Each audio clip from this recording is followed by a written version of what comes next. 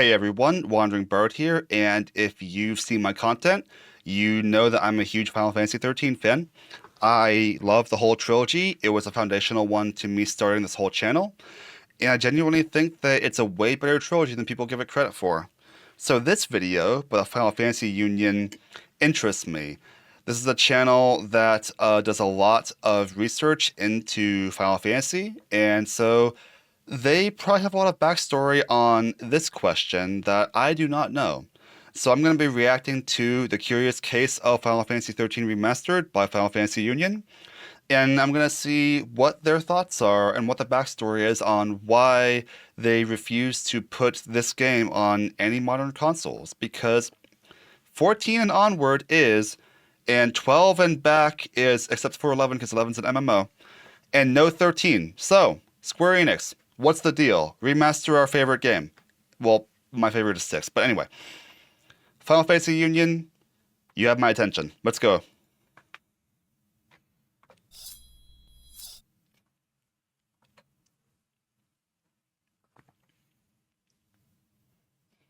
It's now been well over a decade since the release of Final Fantasy XIII, the game that launched the series into the HD era.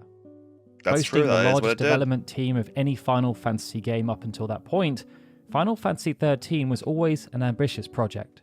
And that ambition paid off, as it ended up as the best-selling PlayStation 3 game ever launched in Japan, selling almost double that of Resident Evil 5, its closest competitor, while also selling over 1 million copies in North America within the first 5 days of its release. And here in the UK, it still holds the record for the biggest day one launch of any Final Fantasy game, ever. Final Fantasy XIII was also a landmark title in the scope of its lore and world building. It marked the beginning of both the Fabula Nova Crystallis subseries and the then unplanned Lightning Saga. So I didn't realize those facts about the selling of 13, because all I ever hear about is people in North America and such and Western audiences hating on the game. I did know that a lot of the sales, like 1/3 of the Japanese sales, were to women, which says a lot about, like, it was the first Final Fantasy game that really had a female main character. And yeah, Fabula Nova Crystallis. So Square Enix seemed to have a thing of trying to make like shared universes for a while, because before this it was Ivalice Alliance with 12 and with the tactics games and such, and then they did this one. It might be for the best that they've stepped away from that now for the purpose of giving us complete stories up front, but I do love the Fabula Nova Crystallis lore and what they were trying to do with it, and that video series that I want to make this year at some point when I have all the stuff I need, I want to break down the lore and the world building in more detail, because that's a passion of mine. But despite its success, legacy, and impact on the series, there has been little to no talk from Square Enix so far around the possibility of re-releasing an enhanced version of the game so that it can be enjoyed by the next generation of gamers. Yeah, what's the And deal? what's curious about this is that Final Fantasy XIII is now the only main numbered title, excluding the MMOs and Final Fantasy XVI, that is yet to receive any kind of enhanced version. That's what And I this is said. despite the game now approaching its 15th anniversary, and virtually every other Final Fantasy game being either remastered or remade multiple times. Yep, that's what I said. It therefore begs the question, why hasn't it happened yet? But to even begin to try and answer that question, we need to take a step back. Being the first Final Fantasy game to harness the power of the 7th generation of consoles, Final Fantasy XIII was on a whole new level in terms of graphical presentation and animation. It really was. When these new visuals were shown off during E3 2006, they were jaw-dropping, and it led to a huge amount of anticipation being built. And that anticipation only grew, as more and more was revealed about the game, and players around the world went hands-on during trade shows or via the demo that was accessible to those who purchased the Japanese version of Advent Children Complete. They got to experience a new twist on the ATB system that incorporated elements of the series' traditional job class system while using AI to control companions and the general flow of combat. But they also got to see a whole new generation of protagonists in action. Upon release, Final Fantasy XIII was generally well received by critics, with praise given to the game's battle mechanics, visual design, and soundtrack. However, in spite of this praise, it became clear that the game wasn't quite at the standard that people had come to expect from the franchise, or indeed, games that had been overseen by Yoshinori Kitase. In the years that followed, despite the air of negativity that surrounded the game, Lightning, though, still came to be seen as a strong protagonist. And not just in respect to the franchise, but also video gaming as a whole.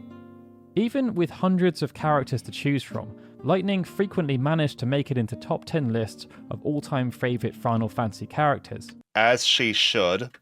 And a 2013 poll even saw Lightning named as Japan's favourite female Final Fantasy character, beating out the likes of Aerith, Yuna, and Tifa. Okay, so again, right? Most of the sales in, like 1/3 of the sales in Japan for the game were women. She's the first female main character, like the first female lead protagonist. You can't count, why are they calling her Tina? It's throwing me off. You can't count, why am I blanking on her name? You can't count Terra because there were 14 playable characters in 6. Lightning's the first lead protagonist that was a woman, and she's an amazing character, and I'm not surprised that in Japan at least she was voted the winner, but I'm glad Aerith was the second choice because queen of my heart. Anyway. But as if to emphasize the popularity and impact, she was then selected to be a virtual model for Louis Vuitton, and it wasn't just some throwaway brand deal or something that was exclusive to Japan. Lightning was plastered across a ton of their print and out-of-home advertising globally. With Lightning continuing to be a beacon of hope for the sub-franchise, time has also helped to heal some of the initial wounds. And in recent years, Final Fantasy XIII has experienced something of a reappraisal within the community. Fans have argued that the linearity is a positive feature rather than a detraction, often drawing comparisons to earlier games that were just as linear, they just did a better job of masking it. This is actually something I was just thinking about earlier today, where the same people who hate the linearity of 13 adore Final Fantasy X, which is also really linear, and also doesn't become not linear until near the end of the story. So I'm glad that they commented on that, yeah. And indeed, it was an intentional choice by Moitomo Toriyama, the director, to unmask it, so to speak, as he wanted to portray people at the mercy of a predetermined, unjust fate. He felt that by restricting players to a rigid path from which they could rarely deviate, it would allow them to share that experience, developing a deeper sense of empathy for the characters and their predicament. Interesting. It was a clever but subtle example of an emergent ludonarrative in which fate felt inevitable and inescapable, both to the characters but also the players. Plus, it felt all the more breathtaking once the lush, open landscape of Grand Pulse was reached in Chapter 11. This positive retroactive sentiment, plus the release of 13.2 and Lightning Returns, has seen the Final Fantasy XIII trilogy ship over 11 million copies worldwide. This positions the trilogy as a modest commercial success, but with so much time having now passed, and with so many technological improvements now available to the development team, the entire trilogy feels ripe for some kind of modern treatment to thrust the game back in the spotlight. And this notion has only been enhanced based on recent trends. Since the launch of the PlayStation 5, we have seen a slew of remakes and remastered editions of classic PlayStation 3 games, and even some from the generation before. While already benefiting from a next-generation facelift and revitalized graphics, these remasters have often included extra features for the players, such as bundling the new versions with existing DLC, new chapters, director's cuts, or just the sheer convenience of having the entire collection packaged as a single release. Assassin's Creed, the Ezio Collection, Uncharted, Legacy of Thieves, and Mass Effect Legendary Edition serve as fantastic examples of this. None of which are games I've played. Let me know in the comments if I should play some of these, because I've heard of these, of course, but never played them. But there's also the Metal Gear Solid Master Collection Volume 1. The point here is that while the originals are not exactly unplayable, graphical and technical advances made since their heyday have left them looking a little tired and dated by comparison. I will disagree firmly there.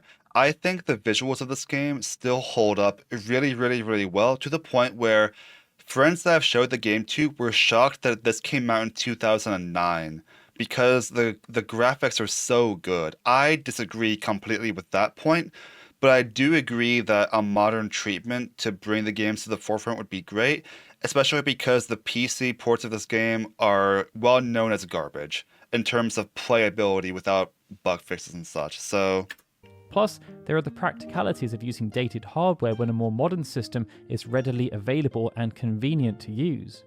Even the most basic of remasters allows for developers to make tweaks to gameplay, add in some quality of life improvements, bug fixes, or add new trophies. And it's hard to deny that a shiny new look is often enough of an incentive for most of us to want to revisit an old favourite. quite a few people in my community have been expressing the desire for this. Yep. So it would sell among the fans. Remakes and remasters have also proven to be extremely lucrative for publishers, as they're working with an already existing title and IP with a pre-existing fan base, and they can avoid the time, labour and cost of creating a brand new game from scratch. This has been evidenced from the very beginning of the PlayStation 5's lifecycle. Take for example the Demon's Souls remake, which was released as a launch title and sold over 1.4 million copies in less than a year.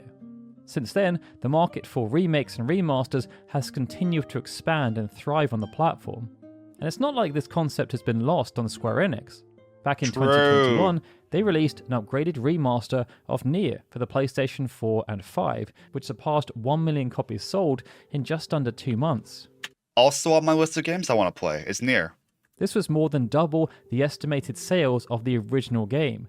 And with Live Alive achieving a similar feat, and the HD 2D remake of Dragon Quest III and a full 3D remake of Romancing Saga 2 planned to release later this year, it seems that remakes and remasters are still very much in Square Enix's future. In recent times, we've also had the Pixel remasters, which Square Enix claim have sold over 3 million copies, and Crisis Core Reunion. But that then brings us back to Final Fantasy XIII. Square Enix are clearly very committed to re-releasing old games, and after the relaunch of the Pixel Remaster, I'm seeing, yeah, basically what I said earlier, every single game except the MMOs, yeah, and 13.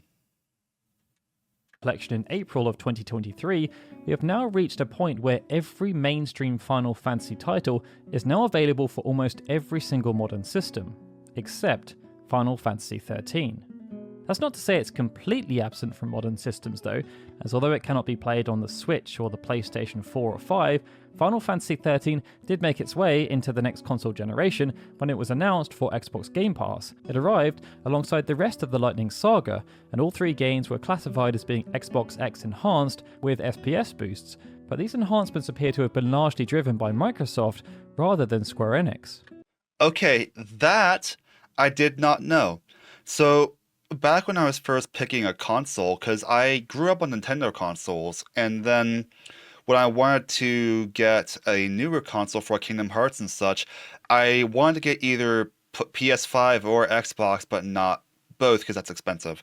I went with PlayStation because I knew that newer Final Fantasy games were PlayStation exclusive. I don't think I knew though that the 13 trilogy made it to Xbox lineup. That's really cool. And so, while this showed there was still interest in playing the 13 trilogy on modern systems, a true Final Fantasy XIII remaster remains elusive, at least for now. For a long time, Final Fantasy XII shared a similar fate. It too was divisive when it was released, but Square Enix decided to bring it back into the spotlight in 2017 via Final Fantasy XII The Zodiac Age. Unironically, I'm kind of surprised to hear that 12 was divisive. I adore 12. I want to play it again soon. I love 12. As they sought to I played the Zodiac Age, though, for context, so. ride the wave of its ever-increasing popularity. It was no mere port either. Instead of updating the base game, Square Enix decided to deliver a complete remaster of the International Zodiac Job system, an already enhanced version of the game that was previously exclusive to Japan. Upon launch, its sales couldn't match the runaway success of the Final Fantasy X 10.2 HD remaster, but it did go on to sell over 1 million copies, a figure that has surely risen following its subsequent release on other platforms.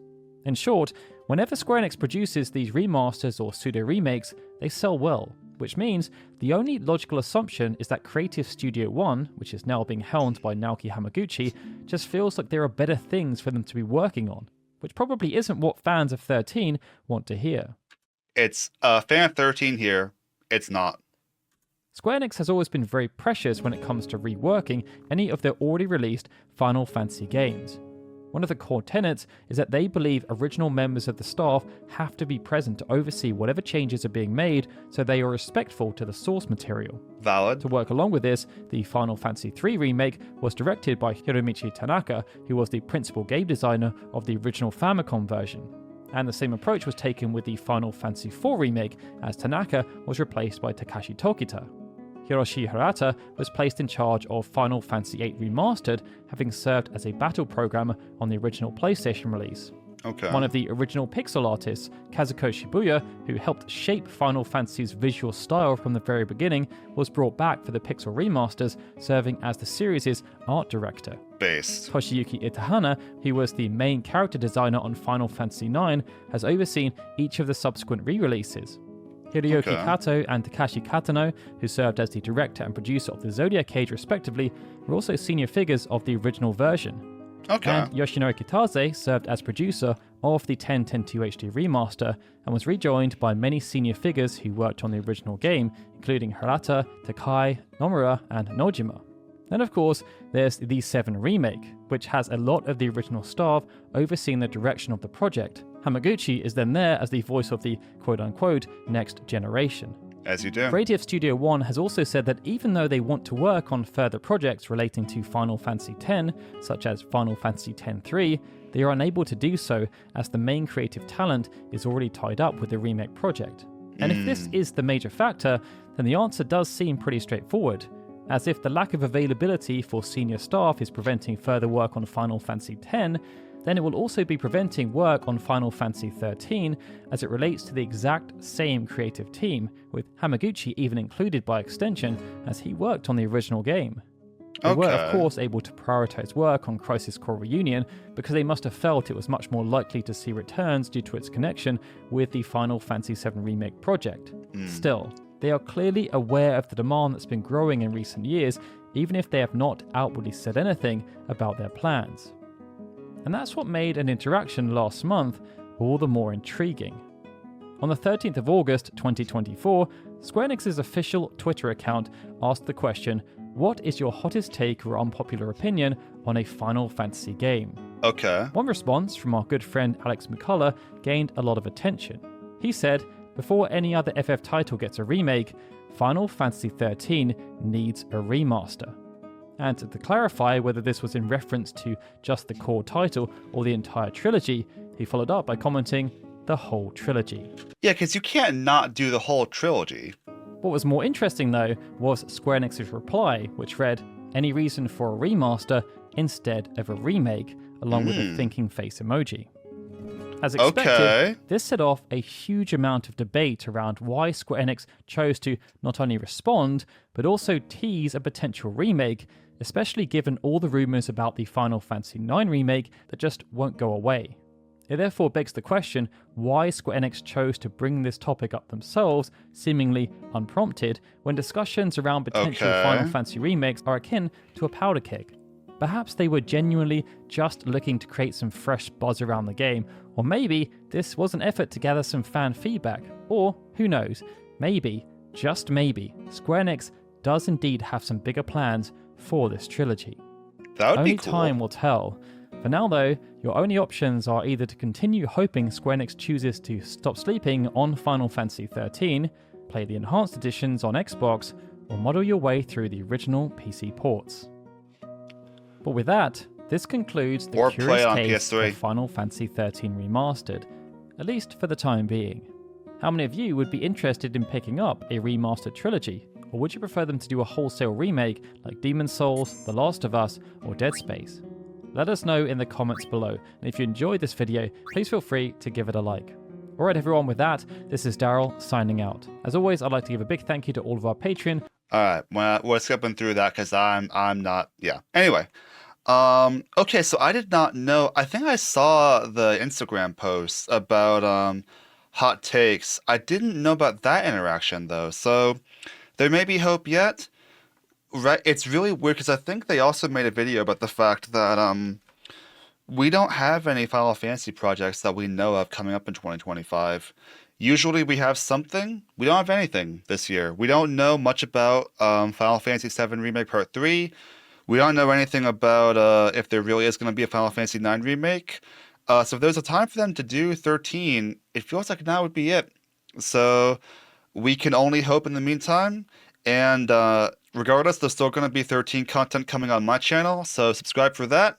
And until then, thanks for watching. This is Wandering Bard signing off.